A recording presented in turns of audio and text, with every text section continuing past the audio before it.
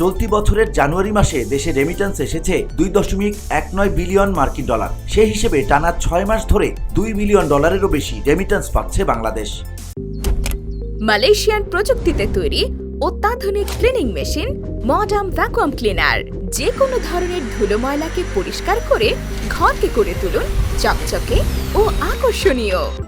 Modem, brand of luxury.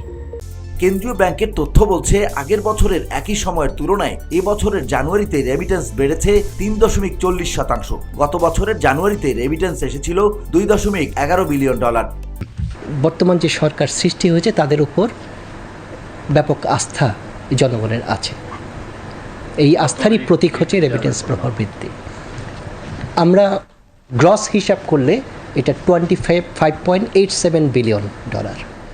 আর এটা একটু supplement করি ওর কথার সাথে, IMF-এর যে প্রেসক্রাইব ফরম্যাট যদি সেটা অনুযায়ী বলি, যেটাকে আমরা সংক্ষেপে BPM 6 বলি, সেটা অনুযায়ী 20.61 হচ্ছে আমাদের ফরেন কারেন্সি রিজার্ভের পরিমাণ। যে সকল দেশে আমাদের প্রবাসীর সংখ্যা খুব বেশি, সেখানকার প্রবাসী কমিউনিটিকে কাজে লাগিয়ে উদ্বুদ্ধ করা যে তারা যাতে ব্যাংকিং চ্যানেলে টাকাটা পাঠায়। আমরা ব্যাংক, সরকার, বাংলাদেশ ব্যাংক যৌথভাবে এই কাজগুলো করছে।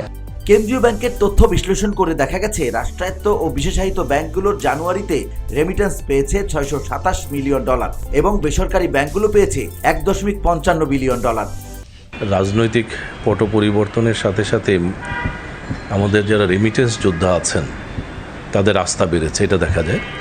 এবং আমরা দেখছি যে কন্টিনিউয়াসলি রেমিটেন্সের ইনফ্লো বাড়ছে।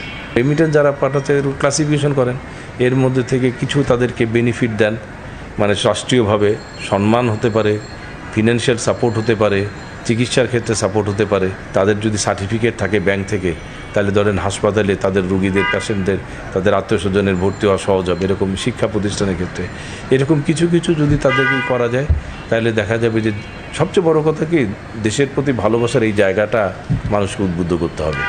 গত বছরের ডিসেম্বর মাসে দেশে রেমিটেন্স আসে 2.64 বিলিয়ন ডলার, যা দেশের ইতিহাসে এক মাসে সর্বোচ্চ।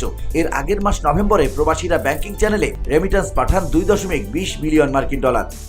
গত 6 মাসে আমরা 3 বিলিয়ন ডলার এক্সট্রা রেমিটেন্স পেয়েছি, 2 বিলিয়ন ডলার এক্সট্রা এক্সপোর্ট পেয়েছি, 5 বিলিয়ন ডলার এখান থেকে কিন্তু আমাদের চলে আসছে। মানে আমাদের ব্যালেন্স অফ পেমেন্টের যে ঘাটতিটা ছিল, সেই ঘাটতিটা কিন্তু আর নাই। ডলারের সংকটে আমরা একটা ডলারও বিক্রি করি নাই, রিজার্ভ এখন আগের চেয়ে বেশি আছে। আমরা 2.5 বিলিয়ন ডলার যেটা এরিয়ার্স ছিল, যেটা জমে গেছে, অনিষ্পন্ন দায় ছিল সরকারের, সেটাকে কমিয়ে এখন 170 মিলিয়নে নিয়ে আসছি।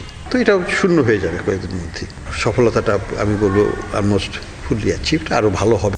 এছাড়াও অক্টোবরে 2.30 বিলিয়ন ডলার, সেপ্টেম্বরে 2.40 বিলিয়ন ডলার ও আগস্টে 2.22 বিলিয়ন ডলার রেমিটেন্স পাঠিয়েছে প্রবাসীরা।